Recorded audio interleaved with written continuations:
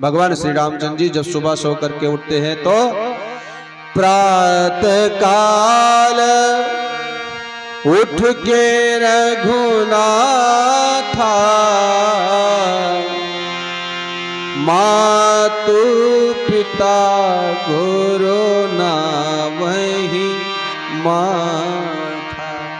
राम जी सुबह सो करके उठते हैं तो अपने माता पिता को प्रणाम करते हैं। और भाइयों बहनों, राम जी रावण को भी प्रणाम करने गए हैं। क्यों? क्योंकि भाइयों बहनों कहते हैं रावण जो था वो विप्र था, वेदज्ञ था, वेदों का प्रथम भाष्यकार था, ब्राह्मण था भी और आयु में भी बड़ा था, इसलिए भगवान ने उसे प्रणाम किया। ये संस्कार कहां से मिलता है भाइयों? परिवार से मिलता है। अस कही रथ रघुनाथ चलावा, अस कही रथ रघुनाथ चलावा, विप्र चरण पंकज सिरुनावा। भगवान ने रावण को प्रणाम किया था भाई बहन। क्यों? क्योंकि रावण वेदज्ञ था, राम से बड़ा था। ये हमारी परंपरा है।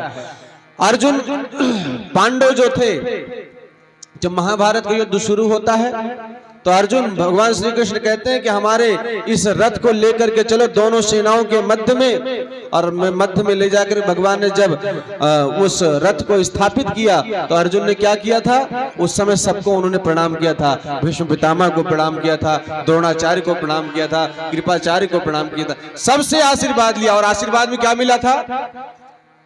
विजयी भव, विजयी भव, विजयी भव। दुश्मनों से भी उन्होंने आशीर्वाद लिया विजयी भव का। और भाइयों बहनों, मुट्ठी भर पांडव कहीं न कहीं से देखा जाए तो उसी आशीर्वाद के बल पर भाइयों बहनों महाभारत का युद्ध जीत लेते हैं।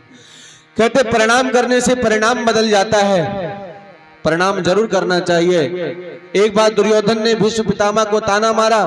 उन्होंने कहा कि महाराज आपको इच्छा मृत्यु का वरदान है, आप चाहें तो पांडवों का एक क्षण में वध कर सकते हैं, लेकिन आप ऐसा नहीं करेंगे क्योंकि आप पांडवों से स्नेह रखते हैं, उनसे प्रेम करते हैं, इसलिए आप ऐसा नहीं करेंगे।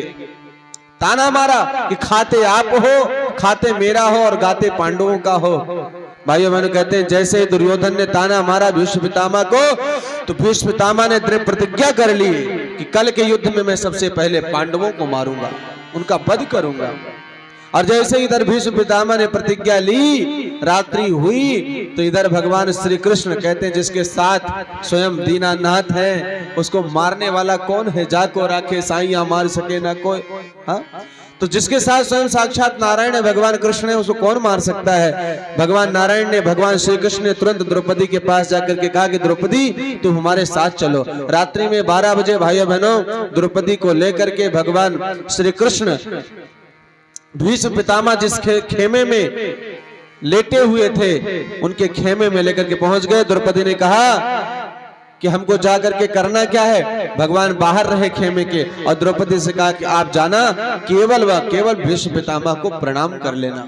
और भाइयों बहनों द्रौपदी गई हैं, भीष्म पितामह अपनी सैया पर लेटे हुए थे, द्रौपदी ने जाकर के भीष्म पितामह को प्रणाम कर लिया। और जैसे द्रौपदी ने भीष्म पितामह को प्रणाम किया, भीष्म पितामह की दृष्टि गई द्रौपदी के ऊपर, तुरंत उन्होंने कहा सौभाग्यवती भव, कहा सौभाग्यवती भव। उसके बाद भीष्म पितामह ने कहा अरे बेटी तो इतनी रात्रि को यहाँ क्या कर रही, क्यों आई हो? द्रौपदी ने कहा कि हे भीष्म पितामह, मैं जिस लिए आई थी मेरा काम हो गया। भीष्म पितामह तुरंत समझ गए।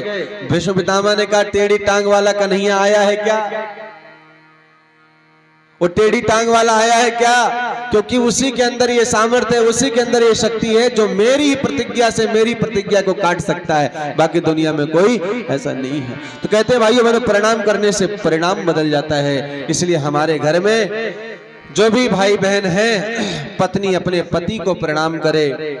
अरे चरण छू करके नहीं कर सकती तो हाथ जोड़ करके नमस्ते कर लिया करो। हमारे यहाँ शांति कुंज में जो भी पति पत्नी है एक दूसरे को नमस्ते करते हैं, प्रणाम करते हैं। हाँ, ये भाई साहब भी अपनी पत्नी को प्रणाम करते हैं ना भाई साहब? हाँ, रोज करते हैं, सुबह एक दूसरे को प्रणाम करते हैं। ये हमारी परंपरा है। आप लोग भी चाहे तो नमस्ते कर सकते हैं, प्रणाम कर सकते हैं। जो घर में छोटे बच्चे हैं, छोटे लोग हैं, वो बड़ों का अभिवादन करें, बड़ों को प्रणाम करें। ये हमारा शिष्टाचार है। सास ससुर का सम्मान करें। कहते हैं हम बच्चे हमारे वो नहीं सीखते जो हम उनको सिखाते हैं, बच्चे वो सीखते हैं जो हम स्वयं करते हैं। इसलिए प्रणाम करने की परंपरा को डाला जाए। बोले गायत्री माता की जय। और अगर आपको परिवार को सुखी रखना है, परिवार में महाभारत की युद्ध ना हो, तो एक चीज और ध्यान रखना है। क्या करना है? वाणी पर संयम होना चाहिए, वाक्य पटुता होनी चाहिए। क्या बोले, कब बोले, क्यों बोले, कैसे बोले, कितना बोले, इसका जरूर विचार करें। बिना विचारे बोलना नहीं है। जो बोलिए तोल करके बोलिए। आजकल आदमी बिना विचारे बोल जाता है, बाद में कहता है सॉरी गलती हो गई, गलती से निकल गया। और उस गलती से निकल के अब लौट करके आने वाला है क्या? लौट करके आने वाला नहीं है। कहते हैं रहीमन जीवा बावरी कह गए सरक पतार, आपत कहीं भीतर गई जूती खात कपारे। तो कह के अंदर चली गई, जूती पूरे शरीर को खाना पड़ जाता है, भोगना पड़ जाता है। इसलिए कहते हैं बोली एक अमोल है, जो को बोले जान, ये तराजू तौल के तब मुख बाहर आन। पहले तोलो उसके बाद बोलो। और बिना तोले बोलेंगे भाइयों बहनों तो घर में महाभारत का युद्ध होगा, इसको कोई रोक नहीं सकता। प्रयास करें कड़वे वचन ना बोले, मीठे वचन बोले। क्यों? क्योंकि मधुर वचन है औषधि, कटुक वचन है तीर, श्रवण द्वार हवे संचरे साले सकल शरीर। भाइयों बहनों मधुर वचन जो है औषधि का कार्य करता है, और कटुक वचन कड़वी वाणी भाइयों बहनों ये तीर की भांति हमारे हृदय को विदीर्ण कर देता है। इसलिए मीठे वचन बोलना, मीठी वाणी बोलना, जब बोलना तो प्रेम रस से सड़ी वाणी को ही बोलना। बोली गायत्री माता की जय। प्रयास करें पति और पत्नी दोनों एक दूसरे से जब बात करें तो प्रेम से बात करें। कभी कभी हो सकता है पति गुस्से में हो, पत्नी को दो चार अमृत वचन सुना दे आकर के ऑफिस से, बाजार से, तो पत्नी को चाहिए कि वो चुप रहे। ऐसा नहीं हो कि पति 3 बोले तो पत्नी 6 बोले। कहते हैं जब एक बोलता है दूसरा सुनता है, तब तो भाइयों बहनों सामंजस्य बना रहता है। और जब दोनों बोलते हैं तो कौन सुनता है? पड़ोसी सुनते हैं और पड़ोसी मजा लेते हैं। आज यही हो रहा, पति पत्नी आपस में लड़ते हैं, पड़ोसी मजा लेते हैं। इसलिए प्रयास करिए एक बोले तो दूसरा चुप रहे, सहनशीलता होनी चाहिए। परम पूज्य गुरुदेव ने कहा गृहस्थ आश्रम में अगर आप रहते हैं तो गृहस्थ एक तपोवन है जिसमें संयम, सेवा, सहिष्णुता की साधना करनी पड़े। सहिष्णुता का मतलब होता है सहनशीलता, एक बोले दूसरा चुप रहे। ऐसा ना हो कि दोनों बोले और भाई बहनों उसका रिएक्शन। आजकल तो वाणी पर संयम ना होने के कारण पति और पत्नी में आपस में संबंध विच्छेद हो जा रहे, हमारे रिश्ते टूट जाया करते हैं। इसलिए निवेदन करते हैं वाणी पर संयम रखना। संत तुकाराम की एक छोटी सी कहानी आती है। संत तुकाराम संत थे, इतने सहनशील थे भाइयों बहनों। कहते हैं संत तुकाराम जितने सहनशील थे उनकी पत्नी उतना ही दुष्ट थी। बार बार संत भगवान को डांटती थी, उनसे झगड़ा करती रहती थी, लेकिन फिर भी संत भगवान उनके साथ सामंजस्य बना करके रखते थे। एक दिन संत तुकाराम की पत्नी ने कहा देखो जी मेरा गन्ना चूसने का मन कर रहा है, तुम खेत जाओ और गन्ना ले आओ। संत भगवान ने कहा जो आज्ञा देवी जी। घर से निकले, खेत चले गए, गन्ना तोड़ा, गट्ठर बांधा, सर पे रखा, निकल गए। वहां से रास्ते में 2-4 बच्चे मिल गए छोटे छोटे। उन्होंने कहा अंकल जी मैं भी गन्ना चूसूंगा, मैं भी गन्ना चूसूंगा। संत भगवान का संत स्वभाव, उन्होंने एक एक गन्ना बांटना शुरू कर दिया।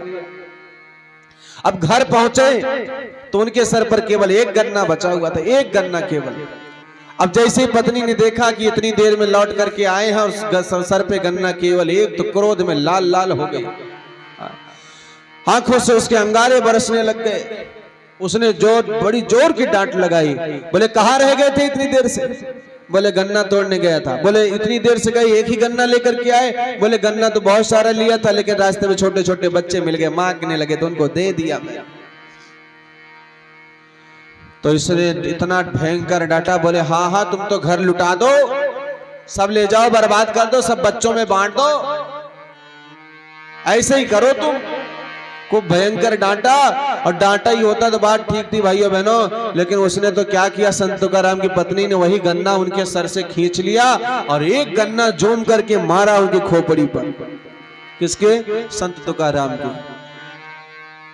गन्ना दो भागों में विभाजित हो गया भाई बहनों, टूट गया, खंड खंड हो गया, आधा इधर और आधा इधर। अब आप विचार करिए, अगर इस गांव के लोग होते और आपकी पत्नी किसी को एक गन्ना खींच करके मार दे ऐसे, तो आप लोग क्या करोगे? हाँ, आपके पति लोग क्या करेंगे? लाठी निकाल लेंगे तुरंत। हाँ, बंदूक होगा तो बंदूक निकाल लेंगे, तेरी ये हिम्मत, तेरी ये मजाल। अभी बताता हूं तुम। लेकिन एक पति की सहनशीलता देखिएगा भाइयों बहनों। संत तुकाराम ने क्या कहा? तुरंत ठाके लगा करके हंसने लग गए। संत तुकाराम ठाके लगाकर हंस ले। सर पे गन्ने की चोट लगी लेकिन वो चोट नहीं, हंस रहे हैं ठाके लगा करके। बोले हंस क्यों रहे हो आप? संत भगवान ने कहा इसलिए हंस रहा हूं कि जब मैं खेत से गन्ना गट्ठर में लेके चला था तो बड़ा खुश था। मैं सोच रहा था दोनों लोग आनंद के साथ गन्ना चूसें, गन्ने की कमी तो होने वाली नहीं। लेकिन जैसे ही हमारे सर पे गन्ना एक बचा तो हम यही सोच रहे थे, चूसने वाले दो, गन्ना एक, तो तोड़ने का श्रम तो मुझे ही करना पड़ता। इसलिए आपने ये जो गन्ने से मारा, गन्ना दो भागों में विभाजित हो गया, गन्ना टूट गया है। अब आधा लो तुम चूसो और आधा मैं। ये है सहनशीलता। इतनी सहनशीलता अगर हमारे रिश्तों में हो जाए भाइयों बहनों, तो दुनिया की कोई ताकत हमारे रिश्तों को तोड़ नहीं सकती है। इसलिए निवेदन करते हैं, परिवार में आप लोग मिलजुल करके रहे, शिष्टाचार होना चाहिए, उसके साथ साथ सहनशीलता होनी चाहिए, वाणी पर संयम होना चाहिए। भाइयों बहनों कहते हैं पा का मतलब होता है पवित्रता। परिवार में पवित्रता का वातावरण होना चाहिए। हमारे घर में, घर के आसपास हमारा घर साफ सुथरा होना चाहिए भाई बहनों। घर के आसपास में कूड़ा कचरा नहीं होना चाहिए। घर में पवित्रता का वातावरण होना चाहिए। पा री वा रा, री का मतलब होता है ऋदुता। पा री वा का मतलब होता है वाक्य पुटता, वाणी पर संयम होना चाहिए। पा री वा रा का मतलब होता है रसमयता, यानी हमारे परिवार में रसमयता बनी रहे, तब हमारा परिवार, गुरुदेव भगवान कहते हैं प्यार और सहकार से भरा पूरा परिवार धरती का स्वर्ग होता है। इतना सब होते हुए भी भाइयों बहनों एक चीज का ध्यान रखना है, घर में जो वयोवृद्ध लोग हैं, जो बूढ़े हैं, उनका सम्मान किया जाए। उनका सम्मान करना बहुत जरूरी है। माता पिता का सम्मान, सास ससुर का सम्मान करना बहुत जरूरी है। अगर ऐसा होगा तो निश्चित है भाइयों बहनों हमारे घर में सुख शांति का वातावरण बनेगा। आइए एक गीत सुनते हैं, इस गीत के साथ में उसके बाद फिर दीप यज्ञ का शुभारंभ करेंगे। बोले गायत्री माता की प्यार सहकार में वो बड़ा करमात है जी, घर को अपने जन्नत बना लीजिए। प्यार सहकार में वो करमात है जी, अपना परिवार जन्नत बना लीजिए। एकजुट हो परिश्रम किया जाए तो, एकजुट हो परिश्रम किया जाए तो, अपने घर में चमन भी खिला लीजिए। प्यार सहकार से राष्ट्र निर्माण हो, राष्ट्र को शक्तिशाली बना लीजिए। प्यार सहकार से राष्ट्र निर्माण हो, राष्ट्र को शक्तिशाली बना लीजिए। प्यार सहकार से प्रार्थना की गई, प्यार सहकार से प्रार्थना की गई। पास भगवान को भी बुला लीजिए। प्यार सहकार में वो करमात है जी, अपना परिवार जन्नत बना लीजिए। प्यार सहकार में वो करमात है जी, अपना परिवार जन्नत बना लीजिए। अपना परिवार जन्नत बना लीजिए। अपना परिवार जन्नत बना लीजिए।